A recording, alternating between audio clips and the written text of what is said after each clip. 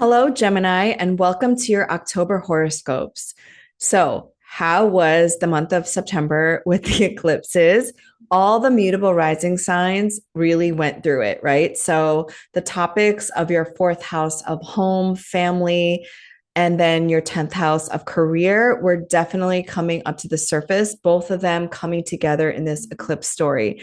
I know a few Gemini risings that have been thinking about moving away from their home and changing careers. And so it's all on brand. So for the month of October, this is a month of integration and to really see what is left behind after the dust settles. So let's get into it. Your chart ruler, Mercury, changes signs again because it is the fastest moving planet of the solar system besides the moon.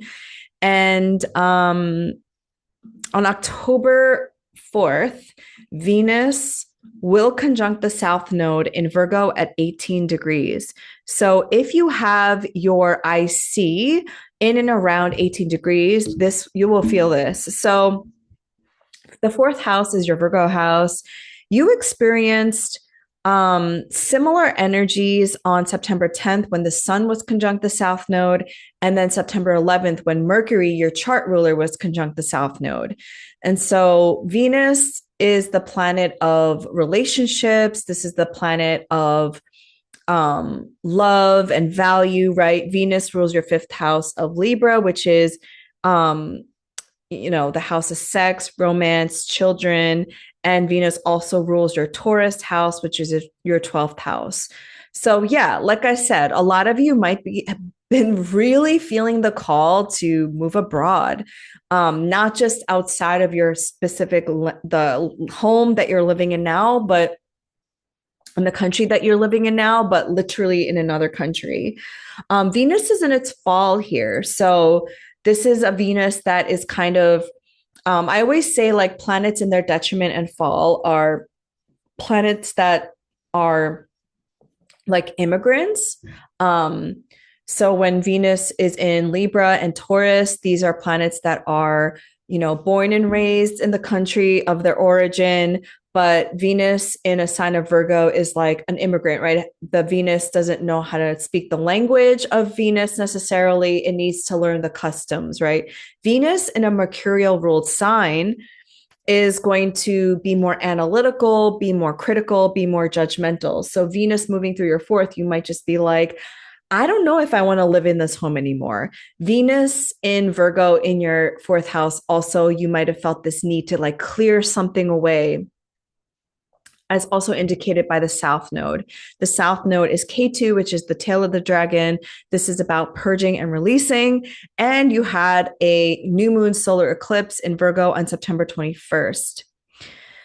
So, October 6th, Mercury, your chart ruler, will ingress into the sign of Scorpio. And Scorpio is, let's see, it is your sixth house. So, the sixth house in astrology is a cadent house. This is about your daily rituals and habits and your health. And so, Mercury moving here, your mind is going to go towards your daily habits.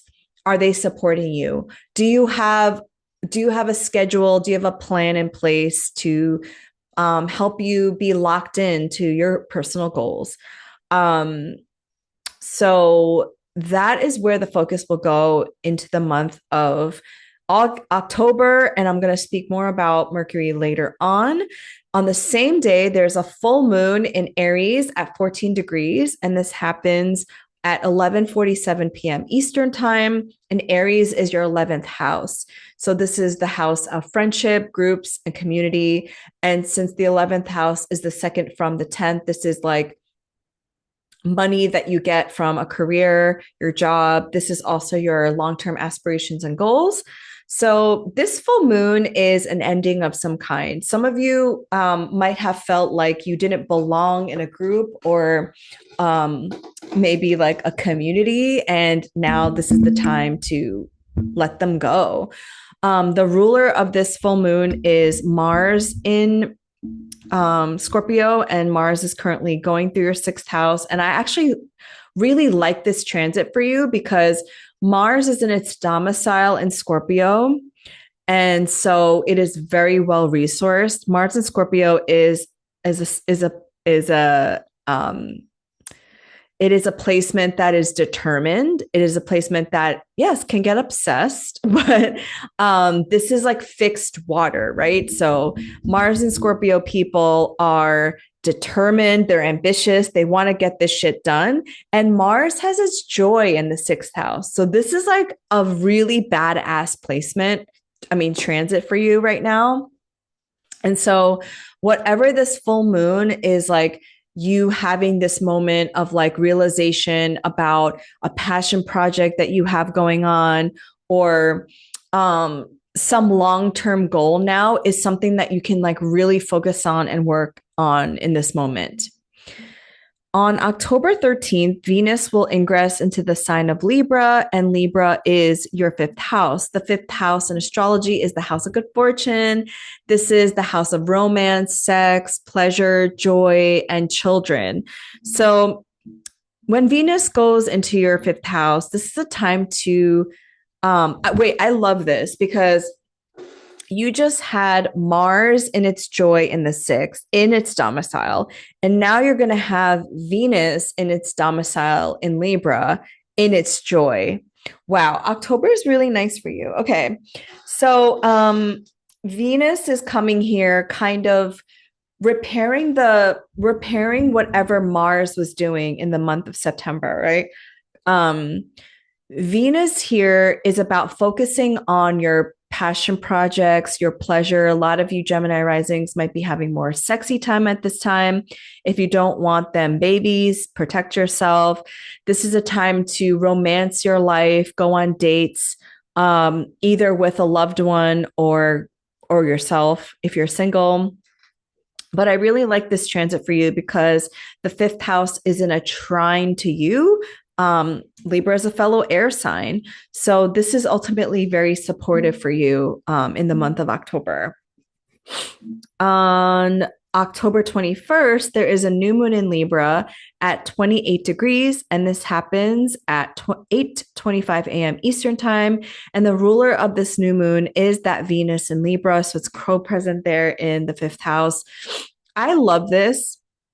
This is such a beautiful new moon to set an intention to, if you desire to create something. This is a moment to, like if you've ever wanted to do comedy or acting or doing something creatively expressive, this is such a great moon to set that intention. This is a great time to, like I said, go on dates, have sex. Yeah, and just like really enjoy your life. Like this is really, really nice. And I haven't really said that to many signs. So you want to take advantage of this. On October 22nd, Neptune will retrograde and re-enter the sign of Pisces, which is your 10th house. So Saturn is here, and Saturn is finishing up its transit from 2023. So Saturn gives this very serious tone to whatever house it transits. So being in your 10th house, Saturn has wanted you to lock in. Saturn wanted you to have a plan, be disciplined, have structure around your 10th house of career. Now, Neptune is here and it's also finishing up its transit, and it started that in 2011. And so Neptune is, you know, at the forefront of your career, at the forefront of what you're bringing into this world is something creative, perhaps. Maybe a lot of Gemini risings decided to get into film, to get into music, to get into spirituality. I mean, Pisces is the sign of spirituality. This is your 10th house. And the North Node is through here, right?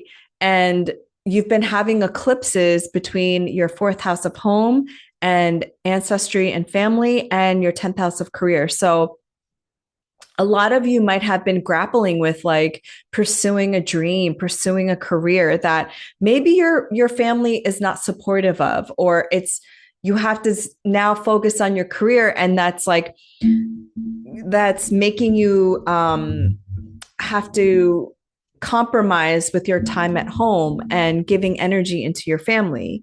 So Neptune here, I really like it. Again, if there are Gemini risings that are pivoting in their career, I think this is the time. You have Uranus going through your first house, which is a planet about change and disruption. So I think a lot of Gemini risings are not only moving away from home, but also pivoting in their career and showing up in a bigger way. On the same day, the sun will ingress into Scorpio. So then putting all the, again, focus on your sixth house. So in the month of October, we went from Libra season, which is a cardinal air sign in the fifth house of pleasure, to then the sixth house of like, okay, now we have to really make this happen. We have to make these dreams happen. So, how can we focus our energy on a routine that supports our health? And then on the same day, Mercury will be in its pre-shadow at 20 degrees of Scorpio. And so you want to pay attention to what happens during this time because this will be your retrograde story. The retrograde officially happens on November 9th between the signs of Sagittarius and Scorpio.